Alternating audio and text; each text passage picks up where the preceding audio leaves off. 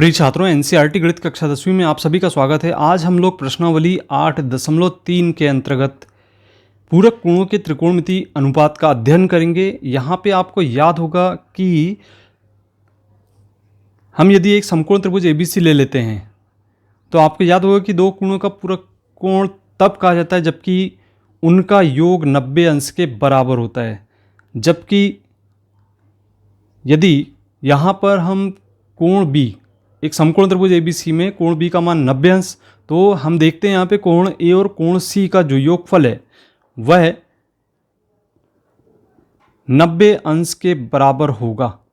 तो इस प्रकार से हम ये कह सकते हैं कि कोण ए तथा कोण सी का योगफल 90 अंश के बराबर होगा। यदि हम इसको थीटा कोण लेकर चलते हैं तो इस स्थिति में, थीटा कोण की स्थिति में, ये जो कोण है यहाँ पे हम थीटा मान रख देते हैं, तो कोण सी का मान कितना होगा? तो यहाँ पे पक्षांतर करके इसको सरल करते हैं तो 90 माइनस थीटा, अर्थात इस कोण का मान 90 ऋण थीटा के बराबर होगा। तो ये इस प्रकार से यहाँ पे 90 माइनस थीटा कोण निकल के आ गया। अब यदि हम थीटा कोण लेकर चलते हैं तब इस स्थिति में हमारे त्रिकोणमितीय अनुपातों के मान कैसे निकाले जाएंगे? तो यहाँ पे यदि थीटा कोण है तो उस स्थिति में हम देखते हैं कि यहाँ पे साइन थीटा बराबर कितना होता है। तो साइन थीटा बराबर, यहाँ पे आप देखिए, ये आधार है और ये लंब है और ये कर्ण है। इस स्थिति में तब चूंकि हम जानते हैं कि यहाँ पर लंब बटे कर्ण साइन का मान होता है, तो लंब आपको दिख रहा है यहाँ पे, लंब कितना है? BC है, तो यहाँ पे हम लिख देते हैं BC, और यहाँ पे कर्ण आपके AC दिखाई दे रहा है, तो इस प्रकार से हमने AC लिख दिए। अब आप पुनः यहाँ पे cos A का मान रखेंगे, तो cos का मान आपको पता ही है, cos थीटा बराबर कितना होगा? तो cos थीटा का मान आधार बटे कर्ण, ट्रिक के अनुसार। तो यहाँ पे आधार हमारा AB है और यहाँ पे कर्ण आपका AC है। इसी प्रकार से यहाँ पे टेन थीटा का यदि मान निकाले तो टेन थीटा का मान होगा यहाँ पर लंब बटे आधार, तो लंब आपका BC है और आधार आपका AB है। तो इस तरीके से हम सारे जो त्रिकोणमितीय अनुपात हैं उनका मान ज्ञात कर लेते हैं। अब देखिए यहाँ पे कॉट का मान निकालना चाहें तो हम इसको पलट दें मान को, तो AB बटे BC होगा, अर्थात आधार बटे लंब होगा। इसी तरीके से आप यदि कॉस का सेक ले लें तो सेक थीटा बराबर, चूंकि यहाँ पे आधार बटे कर्ण है तो कर्ण बटे आधार इसका मान होगा, अर्थात AC बटे AB होगा। इसी तरीके से अंत में यहाँ पे कॉसेक का मान, तो चूंकि यहाँ पे हम कॉसेक का मान ऐसे लेंगे, यहाँ पे साइन का मान लंब बटे कर्ण BC बटे AC है, तो इसको AC बटे BC लिखेंगे, तो यहाँ पे हम इसका मान लिख देते हैं AC बटे BC। अब हम यहाँ पर 90 माइनस थीटा यदि कोण लेकर चलते हैं तो इस स्थिति में यहाँ पे जैसा कि हमने बताया था आपको कि कोण के सामने वाली भुजा को हम लंब कहेंगे और जो कोण है और 90 अंश का कोण जिस भुजा पे बन रहा है उसको हम आधार लेकर चलेंगे। तो इस प्रकार से यदि हम ये देखते हैं कि यहाँ पे सबसे पहली स्थिति, ये अगर हम लंब बटे कर्ण ले रहे हैं तो लंब हमारा AB है और कर्ण हमारा AC है, तो लंब बटे कर्ण 90 माइनस थीटा की स्थिति में AB बटे AC होगा। तो इसका अर्थ ये हुआ कि AB बटे AC को हम यहाँ पर साइन के रूप में लिखेंगे, अर्थात 90 माइनस थीटा के रूप में लिखेंगे AB बटे AC।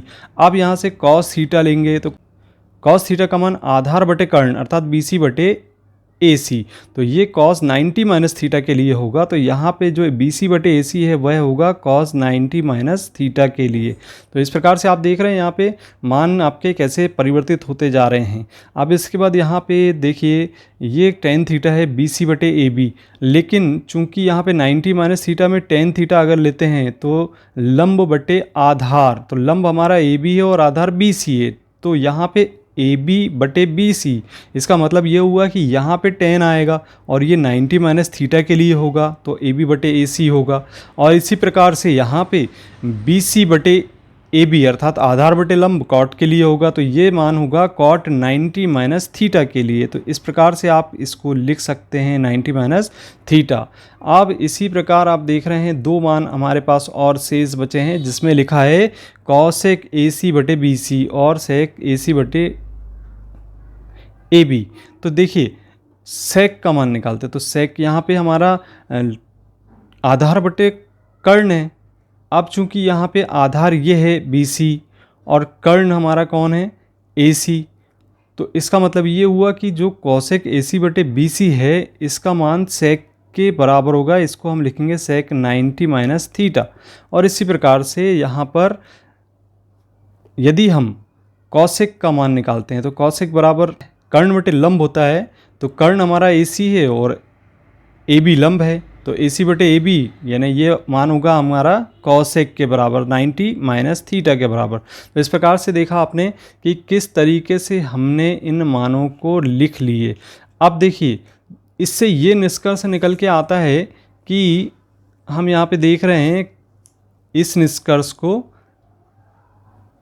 कि साइन 90 माइनस थीटा का मान कॉस थीटा के बराबर आया है और कॉस 90 माइनस थीटा का मान साइन थीटा के बराबर। तो ये साइन और कॉस एक दूसरे के पूरक हैं, तो ये पूरक कोण कहलाएंगे। तो ये पूरक कोण साइन का कॉस है, कॉस का साइन है, इसे हमें याद रखना है। बहुत ही आसान तरीका है, बस 3 बातों को आपको ध्यान में रखना है। इसी प्रकार से tan 90 माइनस थीटा को कॉट थीटा लिखा गया है, तो कॉट 90 माइनस थीटा को टेन थीटा लिखा गया है, और यहाँ पे सेक को कॉसेक के रूप में लिखा गया है, कॉसेक को सेक के रूप में लिखा गया है। तो इस तरीके से आप इन सूत्रों को याद रख पाएंगे और इनका उपयोग हम आगे के प्रश्नों को हल करने में करेंगे।